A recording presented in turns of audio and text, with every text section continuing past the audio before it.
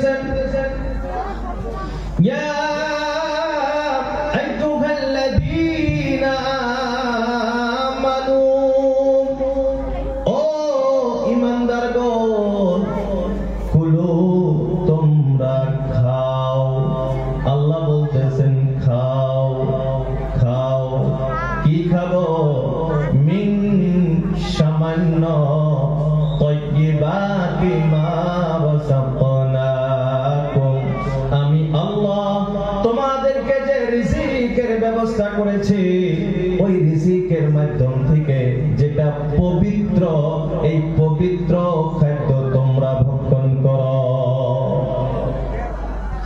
আল্লাহ রাব্বুল আলামিন ঈমানদারদেরকে জানায় দিলেন তোমরা যেহেতু ঈমানদার নিজেকে দাবি করো তোমরা যেহেতু বলো আমরা মুসলমান তো আল্লাহ রাব্বুল আলামিন বলতেছেন তোমরা যদি মুসলমান দাবি করো তাহলে কি করো আমি দেওয়া রিজিকের ভিতর থেকে পবিত্র খাদ্য তোমরা খাও এই আয়াতে আল্লাহ রাব্বুল আলামিন বললেন পবিত্র খাদ্য খাও অন্য আয়াতে আল্লাহ রাব্বুল আলামিন জানিয়ে দিলেন কুলু মিম্মা রাযাকনাকুম হালালান তাইয়্যিবা আল্লাহ রাব্বুল আলামিন বলেন ও ঈমানদারগণ আমি যে তোমাদেরকে রিজিক দিয়েছি এই রিজিকের ভিতর থেকে হালাল এবং পবিত্র খাদ্য খাও কেমন খাদ্য ভাই সবাই বলেন কেমন খাদ্য এক নাম্বার হালাল দুই নাম্বার পবিত্র হালালান তাইয়্যিবান পবিত্র এবং হালাল খাদ্য খাও ওয়ালা তাত্তাবিউ খুতুওয়াতিশ শাইতান শয়তানের পথের অনুসরণ তোমরা করবে না তার মানে যখনই আপনি হালাল খাইবেন না যখনই আপনি পবিত্র খাদ্য খাইবেন না তার মানে আপনি শয়তানের পথের অনুসরণ করতেছেন আল্লাহ বলেন ইন্নাহু লাকুন আদুউম মুবিন এ ঈমানদারগণ শুনে রাখো শয়তান হলো তোমাদের প্রকাশ্য শত্রু শয়তান চায় তোমরা হালাল খাও না পবিত্র খাদ্য খাও না শয়তান চায় তুমি হারাম খাও অপবিত্র খাদ্য খাও এর আল্লাহর গোলাম এখন আমার সম্মুখে যখনই কোনো খাবারের বস্তু আসবে দুইটা শর্ত আমাকে আপনাকে দেখতে হবে দুইটা শর্ত এক নাম্বার হালাল না হারাম দুই নাম্বার পবিত্র না অপবিত্র এর আল্লাহর গোলাম আপনার শুনে ভালো লাগার কথা পৃথিবীতে হাজারো ধর্ম আছে ইসলামকে ছেড়েও অগণন কোটি কোটি ধর্ম আছে আছে না নাই কিন্তু খাদ্যের ব্যাপারে কি আমি খাইতে হবে কেমনে খাইতে হবে কতটুকু খাইতে হবে ইসলাম যে আমাদেরকে নিদর্শন দিয়েছে আল্লাহর কসম পৃথিবীর কোন ধর্মে এই ব্যাপারে আলোচনা না এই আল্লাহর গোলাম আল্লাহ রাব্বুল আলামিন বললেন খাওয়ার আগে দেখো হালাল না হারাম পবিত্র না অপবিত্র এই আল্লাহর গোলাম মদ এটা পবিত্র না অপবিত্র পবিত্র পাক না নাপাক সবাই বলেন নাপাক আমরা সবাই জানি নাপাক এখন আরেকটা প্রশ্ন আপনাদেরকে করব সুদের যে টাকাটা নেই ঘুষের যে টাকাটা নেই এটা হালাল না হারাম সবাই বলেন এর আল্লাহর গোলাম এখন আমি টাকা পয়সা দিয়ে কিনলাম মাছ মাছটা পবিত্র না অপবিত্র মাছ মাছ এটা পাক না পাক না আরে মাছ এটা পবিত্র না কি কইবে মাছ পবিত্র না হলে ইসলাম মুসলমানে খাওয়া গেল নি মাছ ওটা তো পরে আইতাছি আগে যেটা প্রশ্ন করে আপনি আগে নদী আইছে না আগে নদী বাইরে না আল্লাহু আকবার নদী আসবার দেন আগে তো মাছ এটা পবিত্র না অপবিত্র পবিত্র মুরগির মাংস খাসি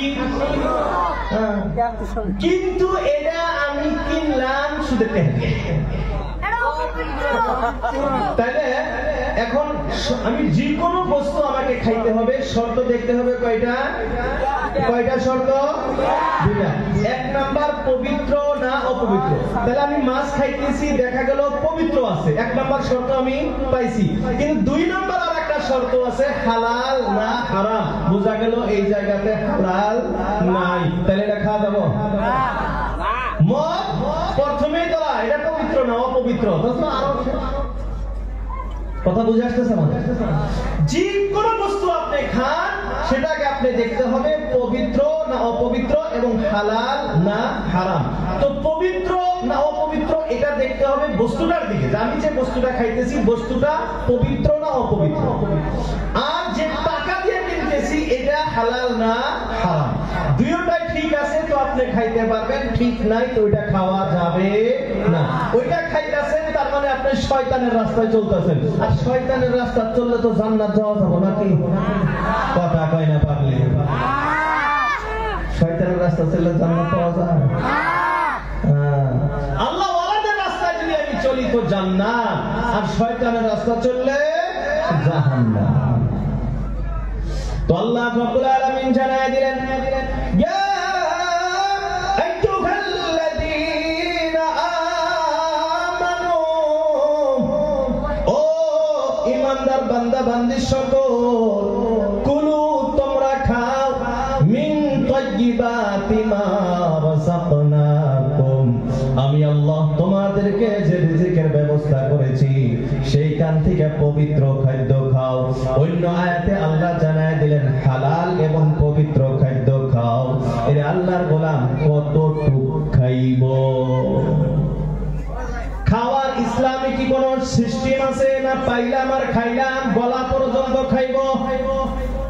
এর আল্লাহর গোলাম আমি বলেছি ইসলাম এমন একটি ধর্ম যেখানে আপনি লেট্রিনে পেশাব করবার যাইবেন, পায়খানা করবে, পায়খানা করার পর কেমনে ধুইতে হবে এই শিক্ষাও ইসলাম আমাকে আপনাকে দেয়। বলি সুবহানাল্লাহ।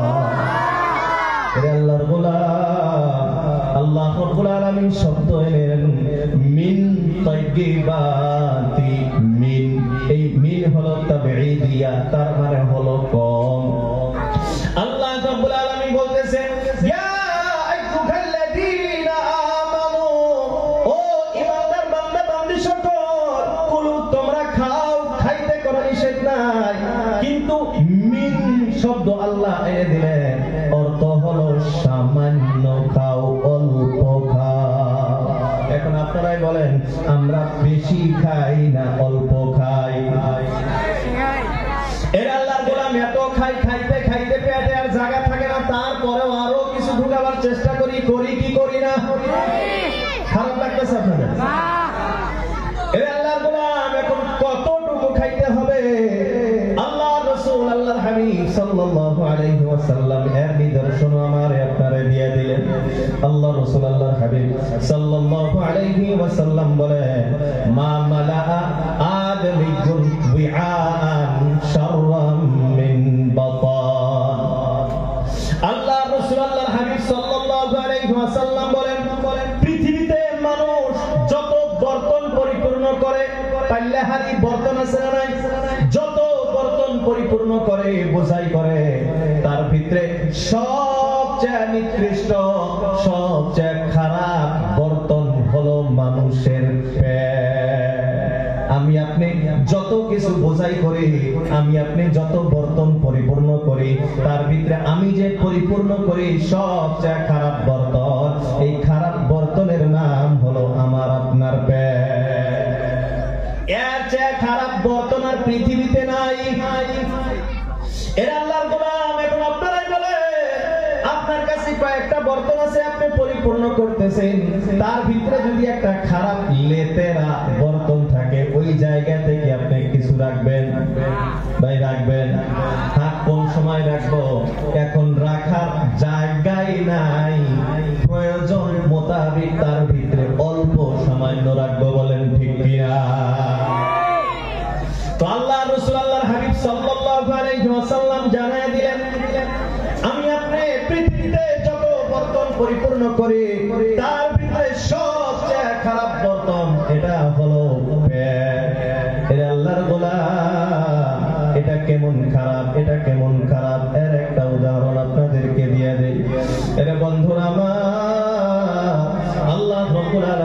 পৃথিবীতে আখিরাতের অনেক নিদর্শন রেখেছেন, আখিরাতের অনেক চিহ্ন আল্লাহ রাব্বুল আলামিন এই পৃথিবীতে রেখেছে।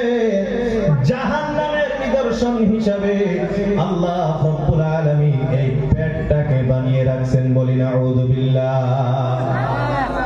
কেমনে জাহান্নামের অবস্থা কি? আল্লাহ রাব্বুল আলামিন বলেন, ইয়াউমা নাকুলু লিজাহান্নামা হাল ইমতালা'তি ওয়া তাকুলু হাল মিন মাজিদ। আল্লাহ রাব্বুল আলামিন বলেন, ওই দিনটাকে তোমরা স্মরণ করো, ওই দিনটাকে তোমরা মনে করো। নাকুলু লিজাহান্নাম, যেদিন আমি জাহান্নামের প্রশ্ন করব, হালিম তালাতি, তুমি কি ভরে গেছো, তুমি কি পরিপূর্ণ হয়ে গেছো। ওয়া তাকুল, জাহান্নাম জবাব দিবে, হাল মিন মাজিদ, আরো কিছুর কি ব্যবস্থা হবে। আচ্ছা, কি আরম্ভ করলেন আপনারা? এটা আমার মানুষগুলো সুন্দর করে বসে শুনবার শুনতেছে, শুনবার হুলস্থুল করে সব উঠে দিলেন। ভাত খাবার নিয়ে যায় নাকি ভাই? ভাত টাত খাওয়া কি আছে, সব বন্ধ। এখন কোনো ভাত টাত খাওয়া নাই, কোনো কিছু নেই। বয়ান শেষ হবো, তারপরে উডাউডি করবো, আমি বয়ান ছেড়ে দিব। ভাই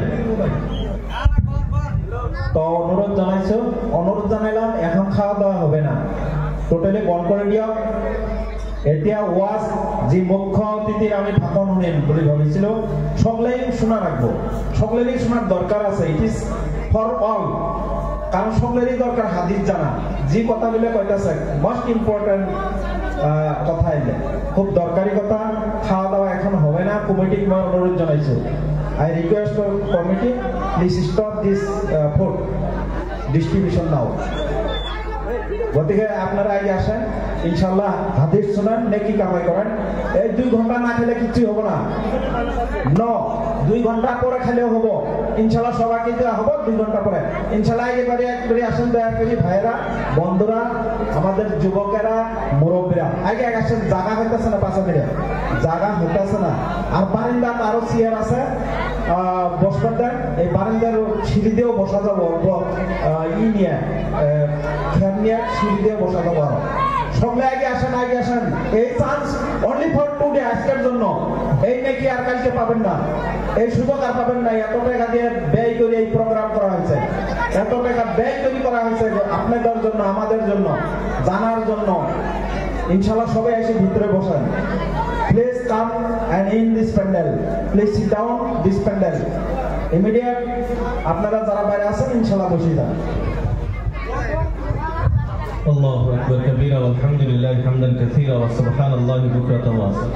ভাই আমরা সবাই বসি, খানা দানা আধা ঘন্টা 1 ঘন্টা পরে খান, কোনো অসুবিধা নাই। অসুবিধা হবে কি? অল্প সময় ধৈর্য ধরেন। আমি অত লম্বা সময় নিব না, লম্বা সময় ইনশাআল্লাহ নিব না। কারণ বর্তমান সভা করা বহুত ঝামেলা, প্রশাসনিক বিষয় নিয়ে ওদের সাইড থেকে বহুত ঝামেলা। পারমিশনের কথা আছে, টাইমের কথা আছে। এই জন্য আওরা টাইম কয়, আওরা টাইম আমি নিব না। একটা কথায় এতটুকু তো বিশ্বাস রাখেন, এই কিসসা কাহিনী গজল টজল কইয়া জিকির করে টাইম পাস করা বক্তা আমি না। 10 মিনিট কথা কমু, A to Z কোরআন ও হাদিস থেকে আলোচনা হবে। আর যেটা ব্যাপারে আলোচনা উঠছিল, আমার তো মনে হয় না যে কোনোদিন একটা আলোচনা শুনছেন। আবার আমি নতুন কথা বলতেছি না, হাদিসের ভিতরে কোরআনের ভিতরে আছে, কিন্তু এই আলোচনাগুলো সাধারণত সবার ভিতরে হয় না। ইসলামের ভিতরে খাওয়ার ব্যাপারে, কিভাবে খাইতে হবে, কতটুকু খাইতে হবে, এটা যে আমাদের ধর্মের ভিতরে আছে, এটা শুনছিলাম কোনোদিন মসজিদেও আলোচনা হয়েছিল? কথা কয় না, হয়েছিল ভাই? হয় না? এই ব্যাপারগুলো তো আমাদের জানা দরকার আছে। নামাজ পড়া লাগে, বয়ানটা জীবন ভরি হয়েছে, হয় না? নামাজ যে পড়া লাগবে আমরা জানি না ভাই? জানি কি জানি না? জানি আমরা। পর্দা বসিদা করে চলো না, বইটা আমার মা বোনরা জানে না? সবাই জানে, কিন্তু আমল করে না। কিসে নিয়ে করে না? ওই যে স্বামী এই তো, হ্যাঁ বাদ দাও, তোমার বুরকা টুরকা বাল দেখা যায় না, এই বাল দেখা গেছে। দোষ তো আমার মা বোন করে না। এরকম রেকর্ড আমার কাছে আছে। ওনারা কোরআন তেলাওয়াত করবে না, ওনারা রোজা রাখতে পারছে, ওনারা পর্দা থাকতে পারছে। এর থেকে কাটে হুজুর করে কথা ভালো করে বয়সটা এসে গেল, বুড়ি টুড়ি তারপরে কথা আছে না? তো পর্দা পুশিদার বয়ান করে তো লাভ নাই। নামাজ আমাদের সবারই জানা আছে, পড়া লাগবে, ফরজ, এটা সবাই জানি না আমরা, তো পড়ি নাই না আমার তো জান না জানতাছি এটা আলাদা কথা, তাহলে যেটা জানি না সেই কথাগুলো আজকে জানা লাগবে নাকি কোন ইনশাআল্লাহ। আল্লাহ আমাদের তৌফিক দান করুক, সবাই বলি আমিন, আরো জোরে বলি আমিন। খানা দানা যে অল্প দেরি হবো, খারাপ পাবেন না তো আবার আমাদের। আল্লাহু আকবার, আল্লাহু আকবার। আল্লাহ আমাদের সব ভাইদেরকে, বন্ধুদেরকে, মুরব্বিদেরকে কবুল করুক, সবাই বলি আমিন। তো আলোচনা করতেছিলাম কি, যে আল্লাহ রাব্বুল আলামিন আখিরাতের কিছু নিদর্শন এই পৃথিবীতে দিয়েছেন, আর জাহান্নামের নিদর্শন হিসাবে আল্লাহ রাব্বুল আলামিন পেটটাকে দিয়েছেন। জাহান্নামের অবস্থা কি? আল্লাহ তাকে প্রশ্ন করবেন, তোমার পেট কি ভরছে? বলবে হাল মিন মাজিদ, আল্লাহ আরো কিছু আছে, আরো কিছু আছে, আরো কিছু আছে। হাদিসের ভিতরে পাওয়া যায় শেষ অবধি আল্লাহ রাব্বুল আলামিন